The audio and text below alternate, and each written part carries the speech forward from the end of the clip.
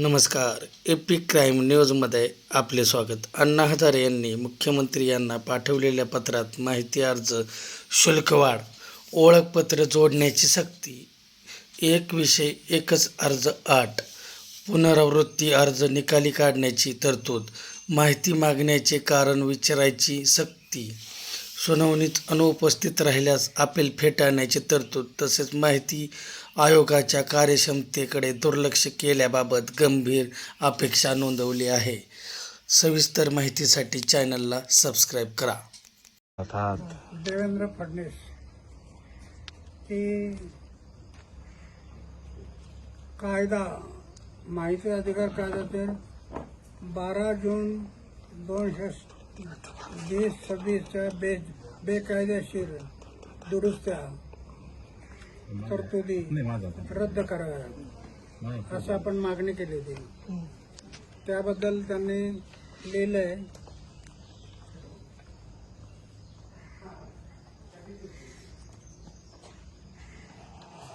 मी त्याच्यात एक लिहिलं होतं की समाजाच्या हितासाठी राष्ट्राच्या सेवेसाठी सगळं जीवन समर्पित केलं होतं. मुख्य उद्देश पारदर्शकता. जनता मालक आहे, अधिकारी सगळे सेवक आहेत. सेवक म्हणून त्यांनी काम करावं, मालक म्हणून नाही. इथे मालक झाले म्हणून आम्ही आंदोलन करायचं ठरवलं.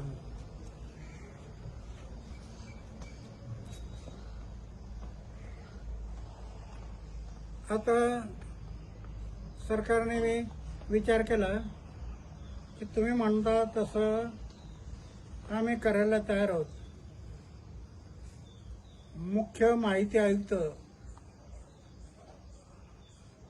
पांडे साहेब, मुख्यमंत्र्यांनी त्यांना पाठवलं होतं, तुम्ही जा स्वतः बोला आणि बोलून मग काय करता येईल ते पहा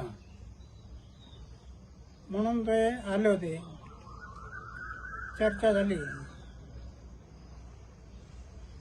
आता परवा दिवशी 4 वाजता परत बसायचं ठरवलं.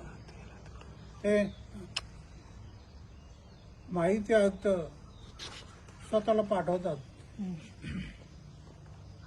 परवा दिवशी दुपारी 4 वाजता आणि त्याप्रमाणे मग कारवाई झाली. पण अण्णा, ज्या पद्धतीने तुम्ही या कायद्यासाठी अनेक आंदोलनं केली, या कायद्यासाठी तुम्ही अनेक आंदोलनं केली, कित्येक वर्षानंतर हा कायदा लागू झाला.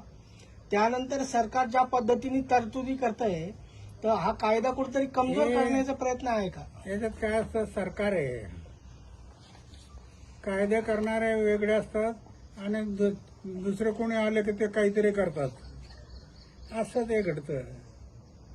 म्हणून नको ते लोक जर घडले, शिरले आतमध्ये, तर आपण आंदोलन,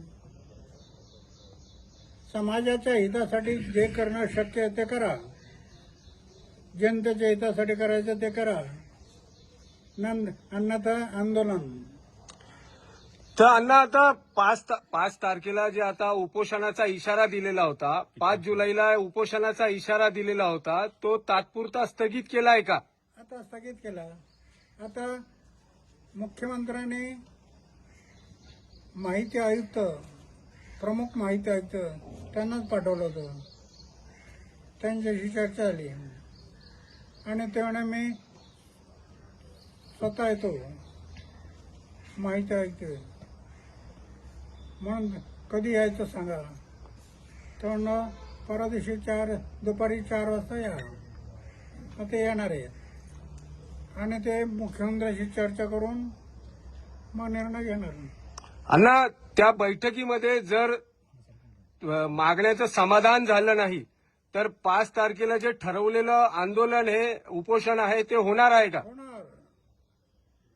जर जनतेच्या हिताचं मागण्या त्या जर होत नसतील तर पुन्हा आंदोलन होणार.